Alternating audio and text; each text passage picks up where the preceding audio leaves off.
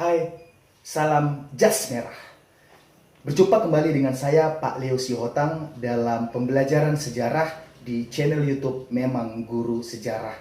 Hari ini kita akan membahas tentang materi kelas 11 Sejarah Indonesia yang berjudul Kolonialisme dan Imperialisme di Indonesia. Kita akan saksikan berikut ini.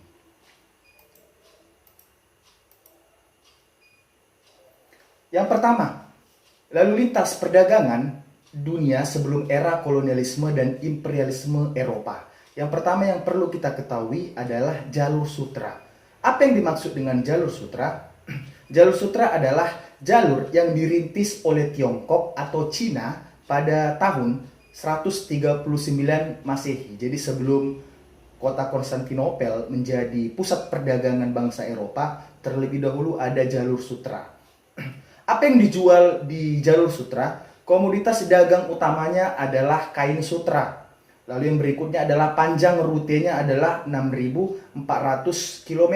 Dan yang perlu kita ketahui adalah panjang rutenya ini dilakukan oleh para pedagang dengan berjalan kaki sebelum nanti mereka mengenal jalur laut sebagai jalur perdagangan utama. Selanjutnya adalah kota-kota yang dilalui jalur sutra adalah kota Chang'an, lalu ada Samarkand, lalu ada Kashgar, dan kota Konstantinopel. Berikutnya adalah jalur sutra ini menghubungkan banyak sekali benua. Ada benua Asia, ada benua Afrika, dan juga ada benua Eropa. Ya, selanjutnya adalah kita akan melihat faktor-faktor atau latar belakang yang membuat atau yang melatar belakangi kolonialisme dan imperialisme Barat terjadi.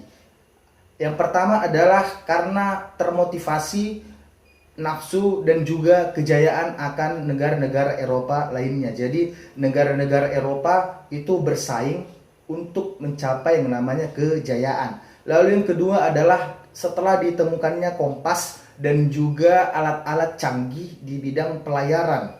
Lalu yang ketiga adalah adanya teori dari Kopernikus. Siapa Kopernikus ini? Kopernikus ini adalah seorang ahli, ya, seorang ilmuwan yang mengemukakan bahwa bumi ini adalah bulat. Sebelumnya dari kaum gereja menyatakan bahwa bumi ini datar, sehingga Kopernikus ditangkap dan dibunuh oleh aliran gereja.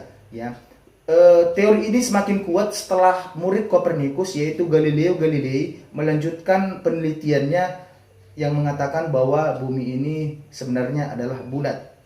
Yang keempat, latar belakangnya adalah kisah perjalanan dari Marco Polo. Marco Polo ini setiap melakukan perjalanan, dia menuliskan catatan perjalanannya, ya. Jadi ini termotivasilah para pedagang-pedagang karena melihat Marco Polo saja bisa, kenapa saya sebagai pedagang tidak bisa, seperti itu. Lalu yang kelima adalah latar belakangnya karena jatuhnya kota Konstantinopel ke tangan Turki Utsmani. Sebelumnya kota Konstantinopel ini dikuasai oleh para pedagang-pedagang bangsa Eropa yang notabene adalah beragama Kristiani. Sedangkan ketika jatuh ke tangan Turki Utsmani yang notabene adalah beragama Islam secara mayoritas, maka Turki Utsmani membatasi bahkan memblokade para pedagang-pedagang dari Eropa untuk berdagang di kota Konstantinopel. Bahkan mereka mengganti nama Konstantinopel itu sekarang adalah ibu kota Turki yang bernama Istanbul. Oke, yang terakhir latar belakangnya adalah petualangan, penjajahan dan perebutan hegemoni, atau ini disebut atau dikenal dengan semangat 3G. Mungkin di SMP sudah anak-anak kami pelajari. Apa saja itu semangat 3G? Yang pertama adalah gold, ya. Gold kalau di dalam bahasa Inggris artinya adalah emas, ya. Sedangkan arti di latar belakang lahirnya kolonialisme itu goldnya adalah rempah-rempah. Jadi tujuan bangsa Barat untuk datang atau menjelajah samudra adalah untuk mencari rempah-rempah. Lalu yang kedua adalah glory. Glory itu adalah kejayaan. Tadi sudah Bapak bahas bahwa bangsa Eropa itu saling bersaing untuk meraih yang namanya kejayaan. Lalu yang ketiga adalah misi gospel. yaitu menyebarkan agama Nasrani. Jadi selain mencari rempah-rempah lalu mencari kejayaan, bangsa Barat juga menyebarkan agama Nasrani sebagai misinya. Oke, berikutnya ini adalah tahapan-tahapan yang dilakukan oleh bangsa Barat yang sampai di Indonesia. Jadi siapa-siapa saja negara-negara dari Barat yang tiba di Indonesia. Yang pertama adalah masuknya bangsa Portugis, itu dibawa oleh Alfonso de Albuquerque 1453 sampai 1515. Lalu yang kedua bangsa Spanyol yang tiba di Indonesia, namun sebelumnya dia itu tiba di Filipina. Nama penjelajahnya adalah Ferdinand Magalhães tahun 1521 sampai 1529. Lalu yang ketiga adalah masuklah bangsa Belanda yang menjadi negara paling lama menjajah negara kita Indonesia. Ya, tiba pertama sekali di Banten di bawah penjelajahnya namanya adalah Cornelis de Houtman. Jadi ingat saja nama penjelajahnya dan juga tempat awal mereka tiba. Yang pertama tadi adalah Portugis, dibawa oleh Cornelis de Houtman di Malaka. Lalu yang kedua adalah Ferdinand Magalhães dari Spanyol, tiba di Indonesia, awalnya di Filipina. Lalu yang ketiga adalah bangsa Belanda melalui Cornelis de Houtman di kota Banten. Oke, selanjutnya kita akan lebih spesifik di pertemuan kali ini, yaitu penjelajahan bangsa Portugis. Nanti minggu depan kita akan masuk ke penjelajahan Spanyol dan juga Belanda. Oke, penjelajahan dari Portugis. Pertama sekali kita akan melihat apa sih yang dicari oleh bangsa Portugis ke Indonesia. Yang pasti yang pertama adalah rempah-rempah. Kenapa bangsa Portugis atau bangsa Eropa lainnya mencari rempah-rempah? Karena di Eropa itu memiliki yang namanya musim dingin. Ya, jadi di sekitaran bulan 12 mereka itu mengalami yang namanya musim dingin, sehingga mereka memerlukan rempah-rempah dan juga memerlukan minuman-minuman beralkohol untuk memanaskan suhu tubuh mereka. Ya, jadi berbeda dengan di Indonesia. Indonesia kan tidak ada musim dingin, tapi banyak dari kita yang tetap menenggak minuman keras, ya. Itu yang menjadi penyakit. Selanjutnya adalah jatuhnya Konstantinopel. Jadi Portugis kebingungan karena Konstantinopel sudah jatuh ke tangan Turki Utsmani, sehingga mereka harus mencari lahan baru untuk mencari yang namanya rempah-rempah. Akhirnya mereka tibalah di Indonesia. Oke, ini adalah peta dari bangsa Portugis. Oke, ini dia judulnya kedatangan bangsa Portugis ke Indonesia. Ini peta perjalanan bangsa Portugis ke Indonesia, ya. Jadi mereka dari mana ke mana akhirnya tiba ke Indonesia. Oke, siapa-siapa saja Pak penjelajah-penjelajah bangsa Portugis, ya. Yang pertama ada Bartolomeus Dias. Dia ini berangkat dari Lisbon tahun 1486.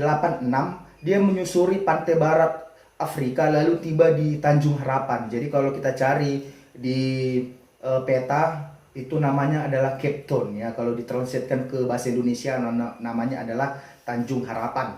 Lalu yang kedua adalah Vasco da Gama. Dia ini tiba di Kalkuta, pantai India Barat.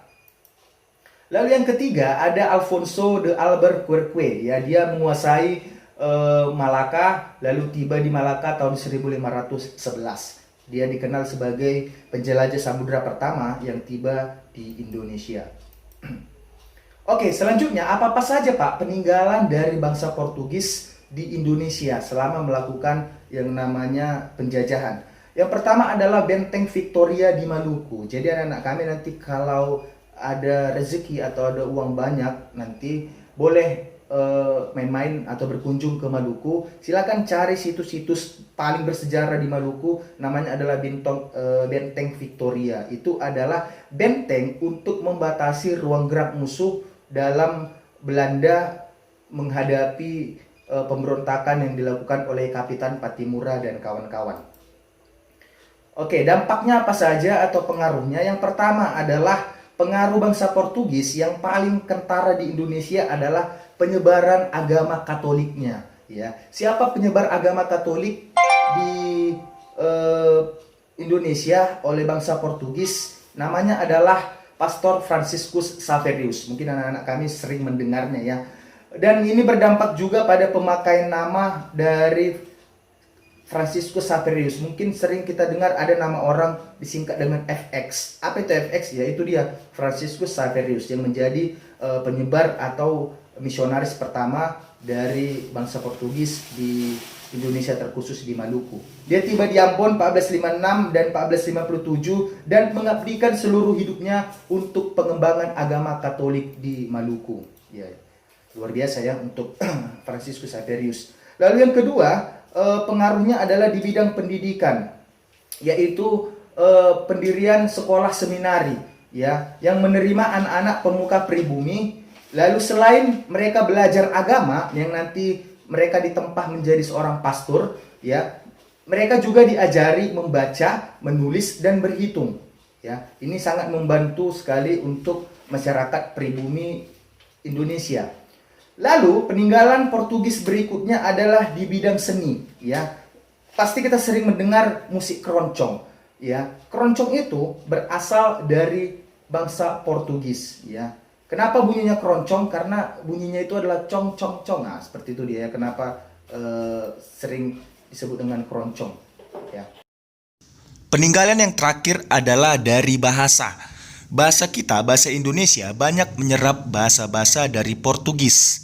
Sebut saja algojo, berasal dari algos. Aula, berasal dari aula. Bangku, berasal dari bangko. Gereja, berasal dari igreja.